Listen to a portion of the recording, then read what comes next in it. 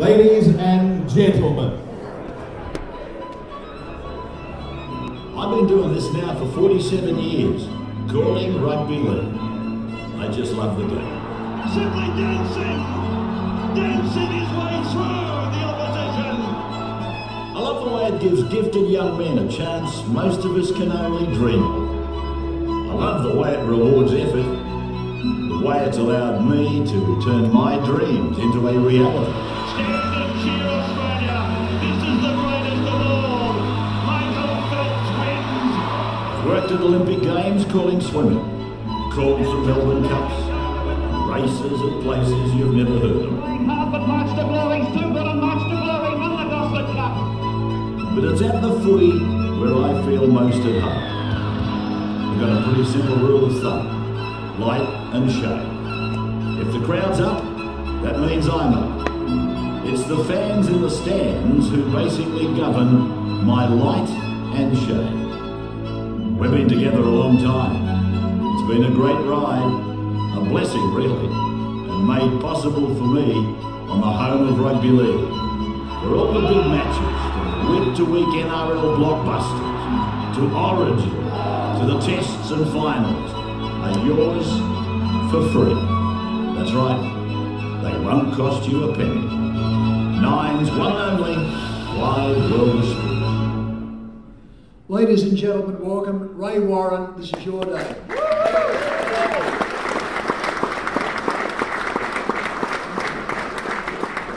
The general reaction to Ray has been, we didn't know he had this many friends. And they looked around.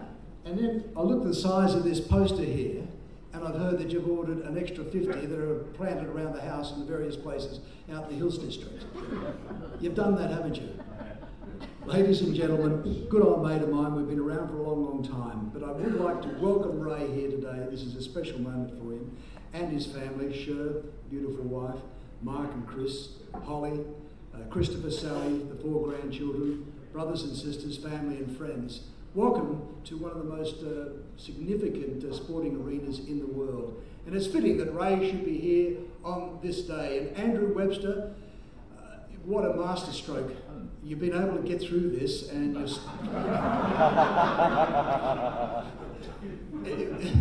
everything will return to normal once the therapy's over, and then you'll be okay. But it's never easy with rugby. It's never easy, but it is the journey. It is the journey. There's going to be a lot of stories told here today, and I could tell the truth or make a few up, but quite honestly, the truth is far better. The truth is far better. Rabbi, I know a lot of your book is devoted to the fact that you don't like flying, but I also want to tell you that you are one of the most caring, sharing people that I've ever come across, and that's not necessarily always acknowledged. I do remember coming out of Fukuoka in Japan after the World Swimming Championships, and you sat down beside me and you said, "Kenny, I just want you to talk to me for the next 8 hours." Now this is at midnight. I said, "Rabbi, I can't do it. You've got to talk to me. Just talk to me." I said, "I'll do my best." About 20 minutes in, I fall asleep. Rabbi, ever so considerate. Up in business class, run into the bus, of course, as he demands. He does upgrade himself. He does get it up. Gingel's getting square here to my right. So what's he do? Everyone is asleep in business class, but Rabbi, toiler that he is, the good-natured person that he is, strolls around looking for somebody to talk to. He leaves business class, this is the sort of guy he is, and ventures into economy. And there is the guy sitting all by himself, 3 seats. Rabbi sits down. "G'day, Ray Warren." They're still talking 7.5 hours later. They get off the plane. They get off the plane, this is true. I see this poor bugger coming off. And I say, "You've been with Ray?" "Yeah, had to go." He said, "Thanks very much." The other time, once again, there is also the romantic side of Ray. We were going to the Commonwealth Games in Auckland, 1990. He was with Nugget May, sitting side by side, sharing champagne at 31,000 feet, 5-10 minutes into the flight, and they were having the time of their lives, forgetting that they were absolutely flying, because they were doing it naturally anyway, it didn't matter. And Paul Fenn, then the news director of Channel 9, big, buffy sort of guy, but he had this most beautiful girlfriend that he was going out with at the time, who happened to be an airline hostess. She had arranged to be on the aircraft that day as a special surprise for Fenny. Once the plane had levelled out, this beautiful girl walks through into the cabin. Well, there's Rabbie, and there's Nugget there, and there's Fenny. She goes over to Fenny without a moment's notice, taps him on the shoulder and kisses him full on the lips. And Fenny looks up at her and says, "What are you doing here?" And Rabbie looks at across, the ever romantic that he is, he said, "For God's sake, Fenny, you're not Robert Redford, you know."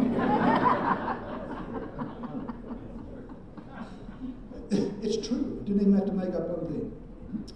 There have been many, many, many stories, but an outstanding broadcaster.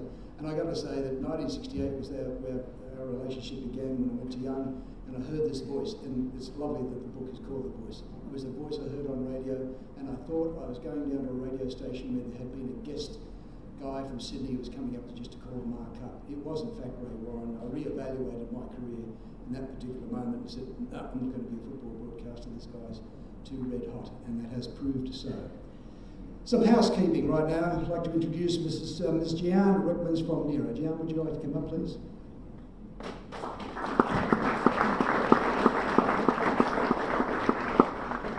Good morning, everyone. I'm Jeanne Rickmans, Ray and Andrew's publisher from Nero at Black Ink Books, and I'd like to thank you all for coming here today to celebrate the official release of The Voice. Oscar Wilde once famously remarked, "Biography lends to death a new terror." However, Ray did not be afraid, for in the case of The Voice, he was clever enough to enlist, as Ken said, one of the best in the business, Andrew Webster. When discussions first started about Ray writing his memoir, Would He or Wouldn't He, I recall Mark Warren confiding that Rabs would only consider telling his warts and all story if Andrew would agree to write it.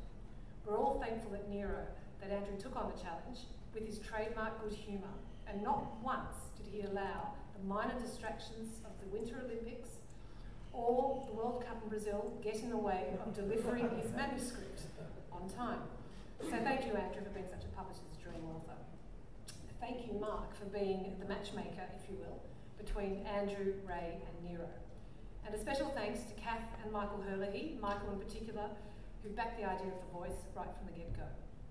Congratulations, Ray. We've been anticipating this moment for a couple of years now. And on behalf of everyone at Nero, we'd like to thank you for having the confidence in us for bringing your story to a wide readership. Thanks.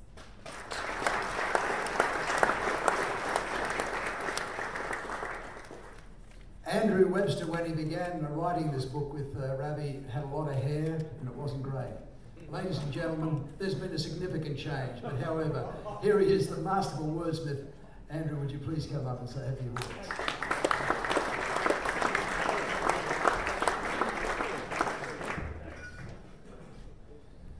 Look, today isn't just about me, it's about Rab, so I'll make this as quick as possible.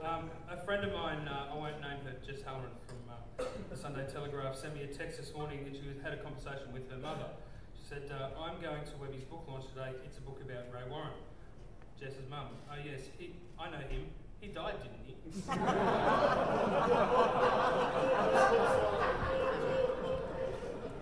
Believe me, I almost killed Rabs in the process of the book, but today makes it all worthwhile. There's a few people I want to thank. I want to thank the Sydney Cricket Ground Trust. This is the second book that I've launched here. I launched the Jack Gibson book here 2 years ago. And to think that I could be here again with Rabs, who was the MC that day, launching the book that we worked on together is a real honour and privilege. So I'd like to thank Jamie Barclay, the CEO, Phil Heads, my old editor at the Telegraph, who now works here, and not least Karen Lefevre, who is an absolute champion. Who this wouldn't have happened today without her. She is the best in the business, and despite me asking if the bar was open at 10:30, she made me wait till 11 o'clock. I'd like to thank my manager, Bruce Kennedy. This is our third book together. I haven't had a call in at 3 AM in the morning from King's Cross Station, but let's face it, it could happen at any moment. I'd like to thank my family, who are here today. They've come down from Urunga. As I said, this is my third book in 5 years, and as a consequence of writing that amount of words in that space of time, the people that sort of lose out are your families. So they live away, and I haven't really spent the time with them that I should. So I'd like to thank them for being patient with their very unpredictable son. Mark Warren, it's his vision and persistence that we have this book in the first place. He's been, he drives me up the wall, but he has been fantastic throughout this whole process, and I love you, mate. Thank you very much. Love you. Let's talk about that later. I'd like to thank Nero Publishing. They've been absolute pros to work with throughout the whole process. Caitlin Yates, Kelly Fagan, the publicist, the editor, Julian Welsh, who has absolutely smashed the edit of this book. I almost feel like he deserves half my advance, but I spent all of that in South America over the last month. And finally, not least, I'd like to thank Gian Rickmans, who just spoke. She's the one who got me to the line, really. She started as my publisher, but she ends up as a good mate, and I look forward, Gian, to working with you on other projects in the future. I'd like to thank Rabs' wife, Cher, and their daughter, Holly, who let me into their home and drink all their green tea and eat all their Scotch finger biscuits. I'd also, of course, like to thank Rabs. Rabs and I talked about this for a while, and then we let it go, then Mark got excited about it again, and then I remember we had a meeting in his kitchen, and we decided to go with this, and we had a process from there that I never thought I would do. I write in the book, I was just a fat kid from Urunga who grew up doing Rabs' voice at the back of the bus. I did it at uni. If I had $1 for every time that I've done the Brett Mullins try at a bar in Rabs' voice, I'd be a very rich man. My mates up home in Urunga are absolutely laughing their heads off at this very thought that I'm here doing Rabs' book and that I could be in a position to do it. A lot of the interviews were very, very funny. I remember Rabs calling me through the editing stage. He goes, Webbo. He never calls me Webby or Andrew. It's like Webbo. There seems to be a lot of punting and drinking stories in this book. No shit. Really? You tell me the stories that aren't punting and drinking stories, which is a lie. We had there were also some very emotional times. We had a couple of cries. Rabs called first, and whenever we talk on the phone now, Rabs halfway through goes, "You're not going to cry, are you? Are you going to cry?" I'm not going to cry. Seriously, Rabs, thanks so much for entrusting me with your story. It's been a real honour and a privilege, and I'm very humbled to have told your story, and I'm very proud of the book that we've come up with, mate. I'd also like to thank Rabs and everyone else involved for their patience. This was a tough period for me personally to write this book because my very good friend Rod Allen died sort of at the start of it, and it took a big toll on me. In many ways, it chewed up a fair bit of time. I'm very honoured to have his parents, Di and Dave, here today. Thank you for coming. Without his support and advice over the years, I wouldn't be here. So I'm going to have a beer in Rod's honour certainly today, maybe even two. Thanks very much.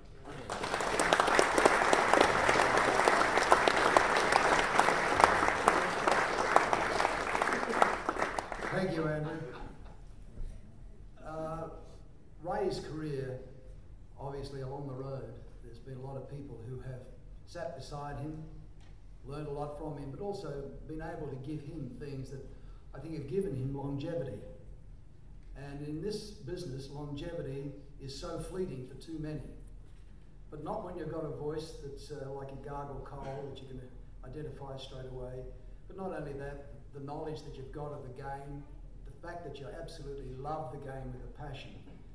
And when Phil Gould sits down beside Ray, you just know you have two rugby league tragics.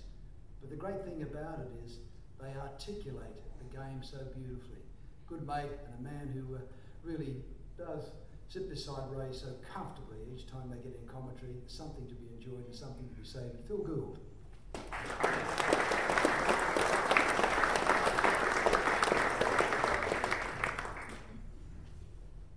Thank you, Ken. Ladies and gentlemen, great pleasure to be here today on this very special occasion for two great friends of mine. Firstly, I'll talk about the writer of this book, Andrew Webster, who I met over a decade ago. We've been colleagues at Fairfax newspapers during that time. Not only colleagues, but we've grown to be, I think, very good friends. I have admired Andrew's work for a long time. As a journalist, he writes truth. He never embellishes. If it's not the truth, he doesn't write it. He is also able to write opinion without fear or favour and cut to the real issues that may embody any particular subject. He also has an extraordinary ability to write colour on any topic, on any sport, to go anywhere and take the reader into the emotion and the passion or the fun of that event. His work in researching and compiling the Jack Gibson book was nothing short of outstanding, and it was a painstaking effort that took a long time for Andrew and took a big toll on him, because he wanted to get it right. Such an icon was Jack Gibson in the game of rugby league and even in Australian sport. He wanted to make sure that was right. It took so much of a toll that I was convinced he would never write another book again, and in fact he was convinced, I will never write another book again. He said it over and over. He said it in his sleep, I will never write another book again. So he came to me there one day and he said, I think I'm going to write Ray Warren's book. To which I said, no. Don't even think of it. He said, what? I said, he will drive you insane. He will ring you in the middle of the night and want to change the story. He'll want to pull the story out. He'll cancel the book 3 times during the whole thing. All of which I think came true at some particular point in time. Whether it's taken a toll on Andrew, I'm not sure. His intake of alcohol definitely increased during this period. His propensity to fall down on the floor in a coop and cry at different times, it certainly increased. But it has been very much a labour of love, because I know how much he admired the great man Ray Warren. The book is a wonderful portrayal of Ray's life and Ray the person, and through those pages you can really hear it in Ray's voice. I think that's the great thing about this book. As I read it, I can hear it in Ray's voice, and that's a wonderful attribute for a writer to have. So congratulations, Andrew. It's a great piece of work.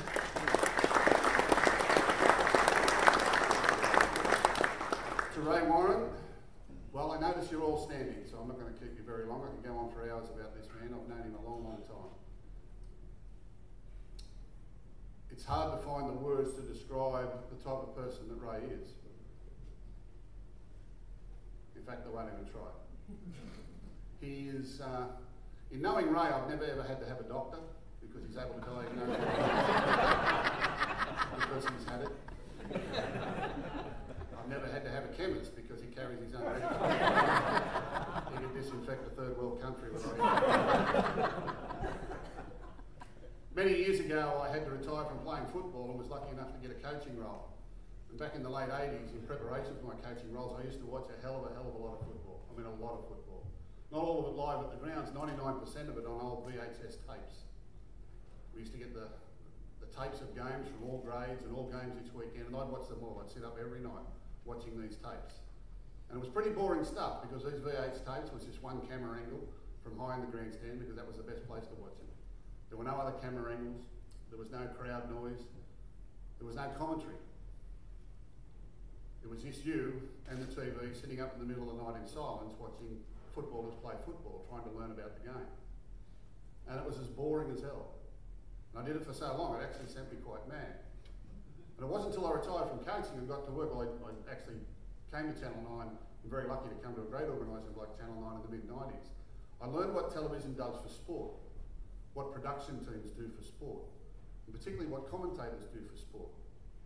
And found that with the camera angles and the work that the production teams do and the wonderful vision and the ability to take what is happening out there and take it, not only the action, but to take the passion and the emotion and the actions that happen on a field into the lounge rooms of millions of people around the country and inspire them with what they see.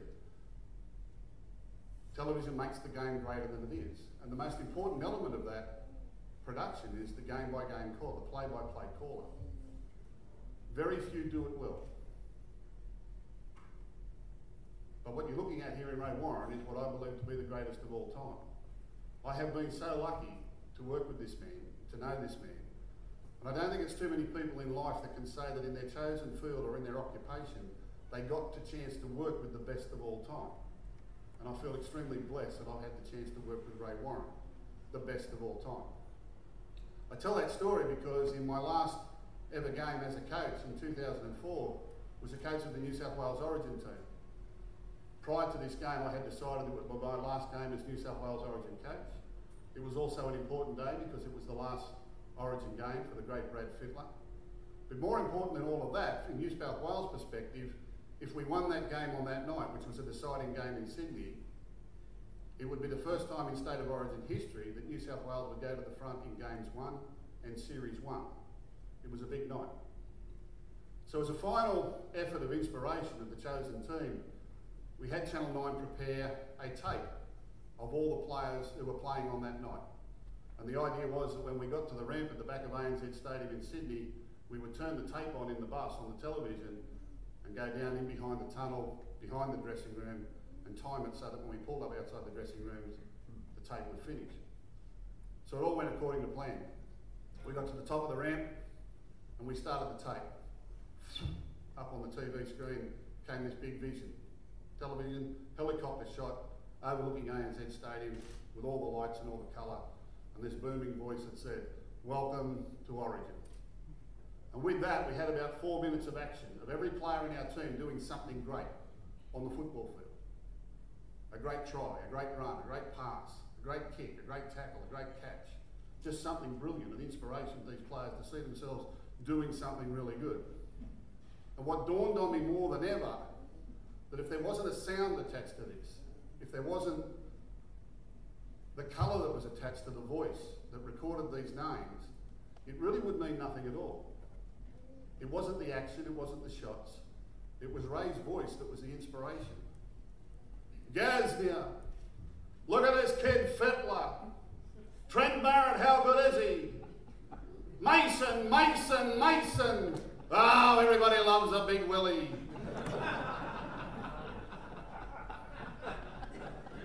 And it went on for 5 minutes.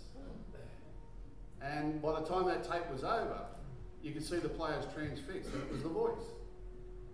It was the voice that was the inspiration, not just the action. What television does for sport, all sports. What Ray Warren did to racing, what he did for swimming. Ever been to a swimming race? How boring is that? I went to one live, I said I got to go home and listen to Ray.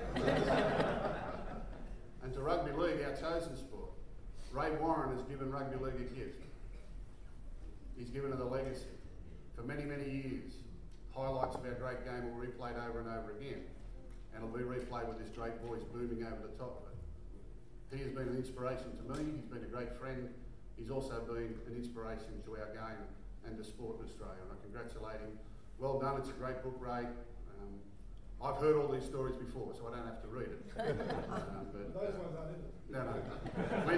When you read it, do yourself a favour, read it in Ray's voice, because that's what really makes it great. Congratulations, mate. Well done.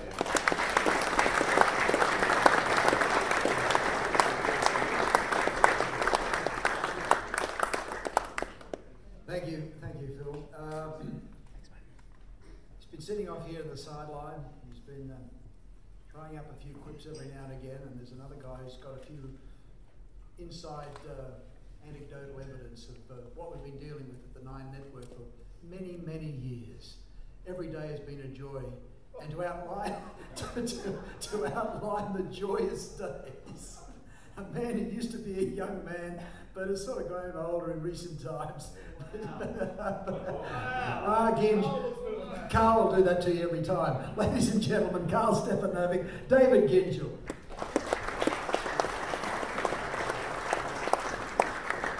Thanks, Kenny. Lovely intro. Just on Webby, before we get going, sorry, buddy, but look, I did want to acknowledge how incredible you are. And the last time I saw you, I think, was post-London Olympics, and it was at an Eyes Wide Shut party. I had a mask and whip on, and you had a red ball in your mouth, and it was happy days, wasn't it? It was all at David Gingell's expense. We all welcomed that night. It was a wonderful night, but well done on a terrific book. Not an easy character to portray. But you've done an incredible job. We love him a lot. Now, we have been asked to come here and say a few words, Ginge and I, because the last book launch that we got together on was a tremendous success, that Richard Wilkins book launch. We got ourselves in a bit of trouble that night, didn't we, Ginge? You got yourself in trouble. Thank you. But anyway, it was a shit book and it sold a lot of copies because of the launch. So here we are. Ginch, I wanted to ask you first up, Rabs, there's been a lot said about him and we know how good he is, the best ever, as Gus just said. How has he been to work with over the years? I'm sure an absolute joy. First, I just want to say I really do love Ray, and it's a little bit different for me. All of you are here in the capacity of friendship and look up to him. Can you imagine what it's like for someone like him to work for you? And there's been like, I actually do work for Ray, so I'll give you a little example of a couple of recent negotiations I've had with Ray. So I recently re-signed him for a long period of time, until Ray dies, he keeps telling me, so another 3.5 years. So the negotiation for that last contract about a year ago started, and the first 3 months of that negotiation was how through CPI, in the history of his last 3 contracts, he worked out that we owed him $12,000. And I said, mate, it's like you're earning hundreds and hundreds of thousands and millions of dollars over that period. How could you have worked out that, well, if you go back and you check this, I went, so it took me 3 months to get him to the starting gate for the contract he's on now, right? But then it worked out that in that contract period, he worked out that he could do a couple of other things, some voice work and those things, and Mark's lucky enough to go and get him some of that work. But I'm left with the bloke who's got to negotiate with companies. So the most recent one was Holden, right? So I think Holden spends about $12 million a year with Channel 9, so I take them quite seriously and very respectful. If they want me to dive through a hoop, I'll probably do that. They wanted Ray to go to Melbourne to do a voiceover or something like that, and they'd offered him $15,000, which he found was totally inappropriate. So he rang me and said, you've got to ring the boss of Holden. This is worth at least $25,000. I went, I find myself, okay, Rob, I want to look after, because I'm like all of you. When I look up to this man unbelievably. We have 3 or 4 legends at Channel 9. 3 of them are here today. The greatest newsreader of all time, Brian Henderson. Yeah. Greatest sports presenter, Ken Sutcliffe. Greatest rugby league caller, Ray Warren. And so Fiddley, the greatest cricket caller of all time, and Richie Bennett. So we're blessed. So I look up to this guy. He'd call cricket if he could, trust me. And I look up to this guy, so I find myself going off to do things. So I'm on a phone call to the boss of the CEO of bloody Holden, and I'm trying to get this guy an extra 10 grand and risking my 12 million. Because he wears you down. It never stops. Like, I'm not joking. My phone rings or my secretary comes and goes, Ray's on the phone. I have to take a break and get ready for what I'm going to go through. Because I know I'm going to get 6 emails, I'm going to go done 4 360s before I get to the point of what I'm trying to achieve. So it's bloody difficult. There's never been, I'm telling you, Kerry Packer will tell you the same thing. There has never been anyone more difficult who works for you at Channel 9 history. Graham Kennedy included. Karl Stefanovic. I'm telling you. Hendo comes to work, mate. He used to come to work, get in there in the morning, he'd do his thing, he'd drive them all hard to get the best results. He was a rating juggernaut. You'd never hear from him between contracts. Ray, it's ongoing every day. So we started this season. Okay, this is the game 2 of the year. I get home, we're launching a big show. Funnily enough, we all do rugby league, but you use your rugby league platform to launch lots of other shows because you make no money out of these sports, right? It's everything else you put around them. So Ray Warren's pretty important to let your news off on a Sunday night at 6 o'clock into your blocks and all your big shows where you actually do make some money to keep Ray and the lifestyle he's become accustomed to. Game 2, I'm Matt Callender, the EP. I'm sitting down, it's a Sunday afternoon, I'm ready to watch the football. There's no Ray. I go, what's happened to Ray? Sick? What's happened? Well, long-winded text message from Matt Callender comes back to the boss going, well, you know how the last incident where him and Gus went to the Gold Coast and had to get a chopper, he now doesn't go to the Gold Coast anymore. So the second game of the year, the bloke hasn't turned up to work. So I sent him a text saying, tired? Burnt out? I got this long thing like that set me off, that wrecked my rest of my night. I got 30 texts and emails, I'm giving up, I'm retiring, you don't like what I'm doing.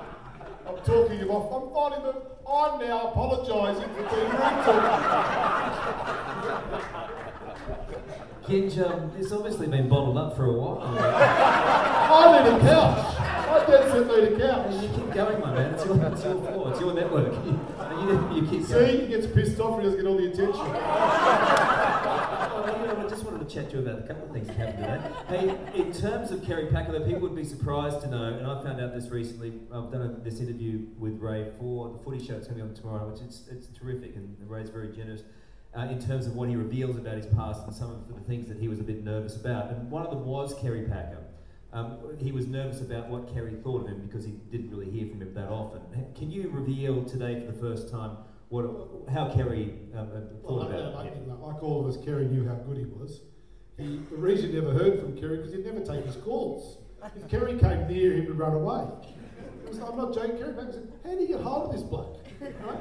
This is back before mobile phones and those sorts of things. He just would not take his calls. So he'd come and see you, and you'd see him in his office and says, "That fucking Warren, fucking rude prick, isn't he?" So I just have to keep talking about him. He's just scared of you. I'm telling you, he's just scared of you. He doesn't want to, he's not trying to avoid you. Well, he's trying to avoid you. He just doesn't want to be chastised by you. And I think that one of the trauma came out of the racing days in the early days, wasn't it, Ray? He didn't, never wanted to see him at the races, or he didn't want to give him a bad tip, or he didn't want to do anything. So Kerry actually said, "I don't think I've ever spoken to this bloke. He's bloody good when he turns up." It was just one of those, everyone else, Hendo had a great relationship, but Ray refused to see the man. Surprised you got, that's how good you are, surprised you got this far. Hey, just before we move on, because we do have to move on with the launch, but you wanted to say a couple of words too in terms of launching. On a serious note, I've obviously touched on it, is Channel 9's been part of my whole life, from my father and everything, and there has been 3 or 4 people who, television is a brand business, there's a perception you all have of our business, whether you like it or dislike it, but there's a quality perception. And quality comes from individuals. We're just a number on a box or a signal. It's the people that makes this business, and the quality of the people, and attracting the best people behind the scenes to work at these businesses. And it's the marquee brands, and there's only a couple of them. And Channel 9, especially the Sydney market here, has been privileged to have a couple of greats. And as Gus said, there has never been a better football caller than Ray Warren. There'll never be a better football caller than Ray Warren, because it's his understanding of the game, his understanding of the punter, being the people, not just the betting punter, but the punter, understanding when they want to hear something, understanding when to shut up, which is so important, understand when to pick the audience up and take them away, understand when you want to get a viewer to hang into a game that's difficult to watch with the score blowout. He has a skill set that no one's ever had in our business, and we are purely honoured, truly honoured and privileged to have you, mate. Thank you.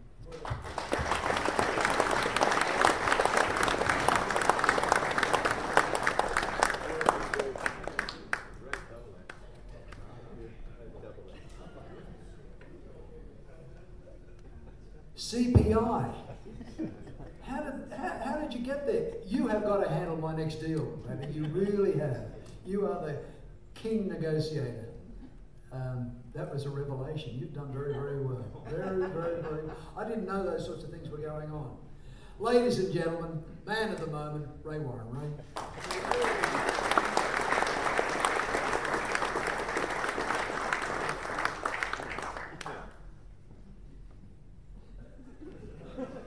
Sorry, Ginge. Mate, before you have your get square and so forth, there's something that's been going on for some time now, and I think we've got to clear the air on it here this morning, this afternoon. It's 4 o'clock already. Mate, we've been hearing about a brother who says that he has gone unrecognised by you for some time, ever since you became famous. That's bullshit. No. This brother is really, really annoyed. He's rung up radio stations, he's sent me texts and emails and so forth. I want to clear the air on this. You deny it, but Reg Warren says you have disowned him, and this may just clear the air. I want you to have a listen to this. Just look at the screen. Look, dead set in the fair dinkum department, this whole thing is just fucking ridiculous. Why on earth Ray continues to deny the existence of his four brothers, it's just staggering. I'll tell him how that much. The simple bloody fact is there are 5 Warren brothers from Junee. There's me, Reg, and then there's Ron, Rick, Rob and Ray, and of course Ray's the eldest. But for some fucking reason known only to himself, Ray flatly refuses to even acknowledge publicly that we exist. Despite, I might add, despite the fact that we've done nothing but help and support Ray all through his career and his success and every fucking thing he's done. We don't want anything from him. We just want him to acknowledge who we are and the part we've played in his life and career. That's all we want. Wikipedia have got it right. Have a look at Ray's Wikipedia profile. It clearly says, and I quote, Ray is also the brother of lesser-known commentator Reg Warren, who commentated for District NRL games in the late 90s. And they're fucking right, I did. And I went all right too, I'll tell you that much. Just last week, one of the boys, Rick I think it was, heard somewhere that Ray was going to be on The Voice. And we've all gone, oh, fuck me. No one's had any idea the bastard could even sing, let alone make it onto The Voice. But then, as everyone knows, he's such a talented prick, Ray, that really it wouldn't surprise anyone to find out he can not only sing, but he can actually belt out a tune as well as Frank Sinatra. That's just the way it is with Ray. He's multifaceted, multi-talented, and that's why he might actually win The Voice. Dead set. In the fair income department, he could actually do it. Certainly Ron, Rick, Rob and I hope he does. But we're also hoping he might use this big media occasion, this media event, with his appearance on The Voice, to come out once and for all, much like Thorpe did the other week. Come out and say, hey, I'm Ray Warren. I have 4 younger brothers, Reg, Ron, Rick and Rob. They all love and support me. They always have. And an awful lot of my success over the years has been due to the help and advice and encouragement I've received from these 4 blokes. So come on, Rabs, do the right thing, bro. Come clean. It's just gone on for so long now that really we're all just fucking sick of it. Ladies and gentlemen, Reg Warren, go down on your hands and knees, Gibbs, that you don't have to negotiate with Reg. That would be a nightmare. Come on, clear the air. Clear the air, Ray. Oh dear. That's all fucking bullshit, you know. You all know who it was. The funniest story I think I've come away from Triple M with has been the morning that he actually rang, unannounced, to do the same thing. And knowing who he was, I just said, go away, you're an idiot. There is no such thing as Reg Warren. There's no 4 brothers. There's none of this, there's none of that. But the funniest thing that happened was when I got in my car to drive home, my oldest brother Jack, who was in a nursing home, 86 years of age, had heard it, always listened to the show, and he said to me, crying and agitated, he said, who in the hell is Reg Warren? He said, we haven't got another brother. Have we? Have we? I said, no, we haven't, Jack. I said, he's an impersonator come commentator taking the piss. But he said, it's bloody insulting to the family. He said, he's got us as a disowning family. Mum and Dad are dead and they can't retaliate. So it took me about an hour or so to pacify Jack, and it was quite incredible. Only last year, he's still in the same nursing home, so it must be good. Jack rang me, said, that fellow's got an album out. I'd love one for Christmas. So Jack has now fallen in love with the 12th man. Ginge, I'm deeply appreciative in your rather unique way that you came along with your offsider Stefanovic to launch the book today. It's the only thing you didn't say, actually. We're proud to launch the book. You certainly managed to deflate whatever ego I might have had. But I really want you to know that I always wanted to work for Channel 9, and you, together with Kerry and your dad, have given me the chance to do that. So thank you.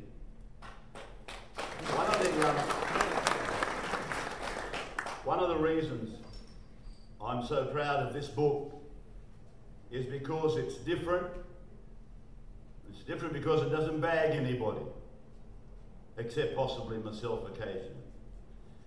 I hope in life I haven't been like that, so in a very strong way I didn't want to be like that in the book, and Andrew touched on it. In fact, he danced around the edges a little bit. But having said that, I think you'll find it is a nice story. A story that these days we don't get to read very often.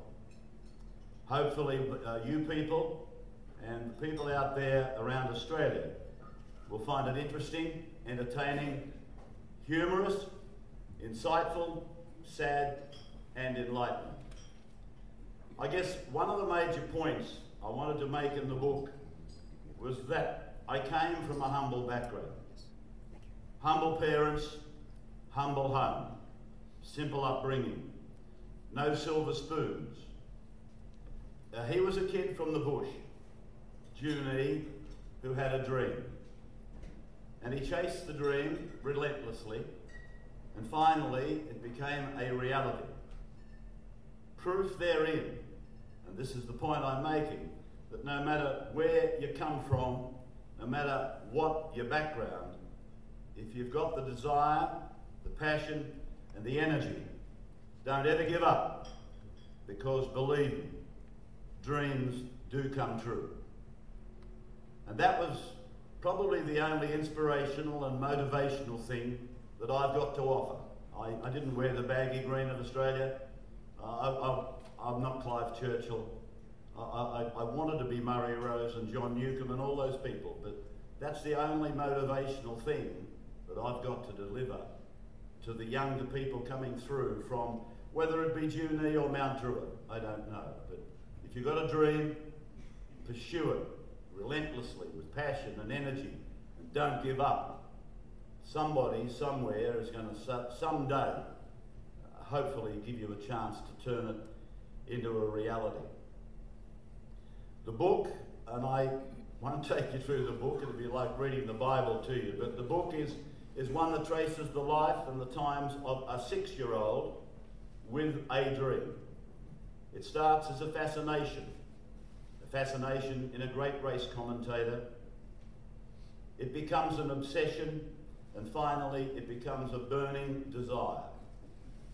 From rolling marbles in the family home, calling them as horses, to Flemington and calling the cup.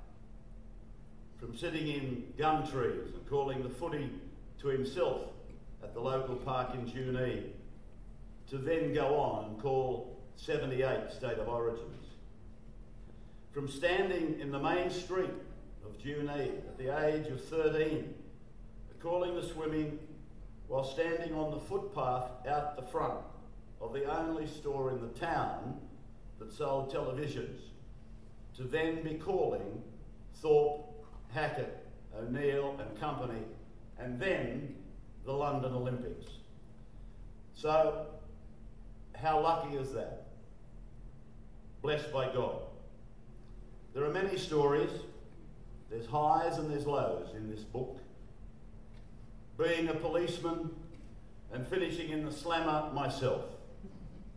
Being a policeman and a punter and being ordered to go and arrest an SP bookmaker that you personally owe 20 quid to.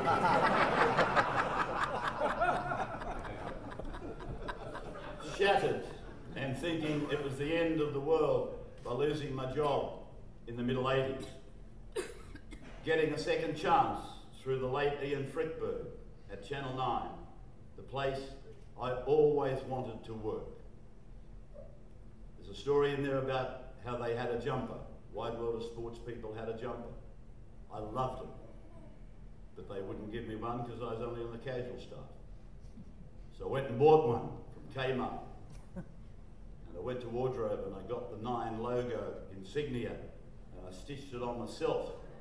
So proud was I and up myself that I'd got the break I wanted to work for his dad and for Kerry Packer, and now for him. Doing the Olympics in London, not because I needed to, believe me, I didn't. I'd had the chance back in '84 and turned it down, much to my regret. But I went there because I had to go for somebody that I'd loved and lost. My story, it wouldn't be complete without mention of prostate cancer.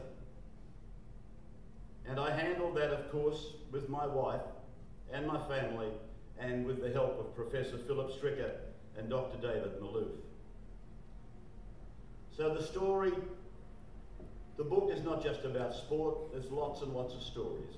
Twists and turns, highs and lows. Today is not, for the benefit of the media, a retirement speech. David's still got a 3.5-year contract on me, and that might be negotiable too.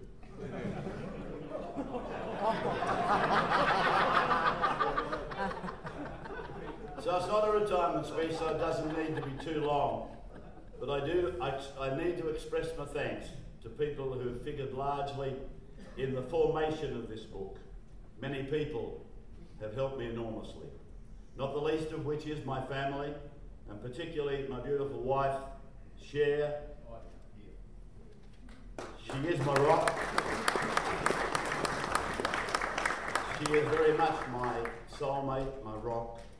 She's married to a hypochondriac, a paranoid, pessimist, and a pest.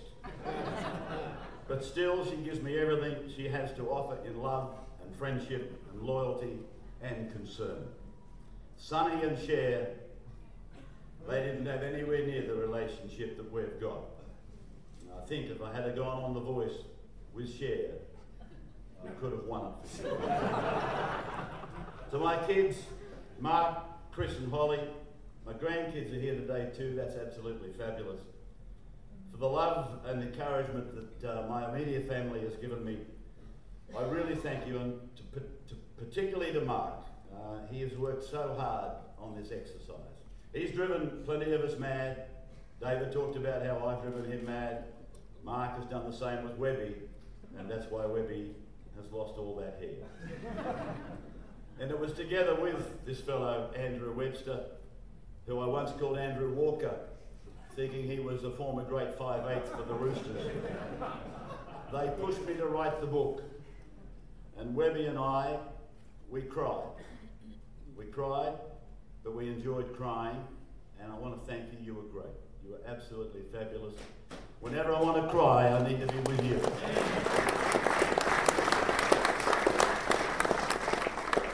To Black Ink, the publishers, I sent an email the first week of our relationship, and it came back to me. Message undelivered. I'd spelled it I-N-K. So to Black Ink, I-N-C, the publishers, particularly Gian Rickman, who I know is going through an awful ordeal at the moment with her dad. You've been magnificent. There's many of your staff I have not got to meet. Kelly, I know you're there somewhere. I know how good you are. She's still in San Francisco. She's in San Francisco, so obviously I've told a lie. Julian Wells. From Garth Carey, who gave me a start at 2GB. Colin McLennan, who with Kevin Humphreys and Channel 10 gave me the Amco Cup. To Ian Frickberg, Gary Burns, now Steve Crawley, I thank you all. To Alan Jones and Gus Gould, what an orator, both are, and you saw an example of that today. For their contributions in writing the foreword, and he calls it the afterword. I thought it was the last word, but Gus, thank you for that. People like Sterlo and Fatty and Hadley and Deffy Callender, who by their mere existence helped me fill a few chapters. Dinge, for helping to prolong my dream. And for you, Karl and Ken and Billy, thank you for being what you have been today. Ken for comparing after having a hip operation just 5 days ago. To the people at Triple M, for the fun you've given me for 18 years. You must be insane. to employ a bloke my age on your radio station for that long just doesn't add up. Most importantly, to all of you here today, to the media for covering the event, and those of you here as my friends, buy the book if you want. Then if you enjoy it, you might recommend to others to do the same, remembering that a part of your purchase will go to the Stricker Research of Prostate Cancer Foundation. Thank you for coming, and Ken, again, thanks to you. Finally, to Karen Lefevre, and I know that Webby did this earlier, from the Sydney Cricket Ground Trust and the Trust themselves, thank you so much. We've got some flowers we want to hand out. Thank you. Help me with this, Mark, if you don't mind. Karen from SCG, Mario's wishes. Thank you. Karen Lefevre from the Sydney Cricket Ground Trust. She's been absolutely unbelievable. While I've got her here, I just got the Order of Australia on the Queen's birthday weekend, and I didn't know who nominated me. I had no idea. It was her. And I hardly know her. Wow. Yeah.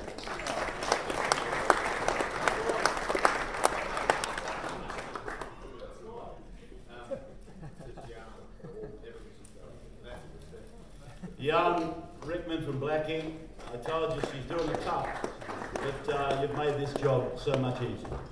Thank you.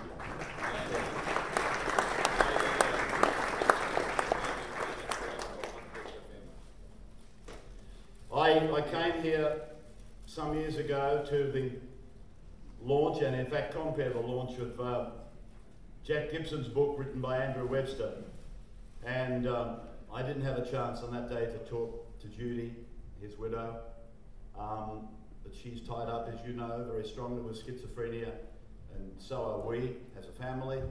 So Judy, I've kept them fresh, the flowers, for a few years, so could you come up and take these flowers as a mark of appreciation from the Warren family.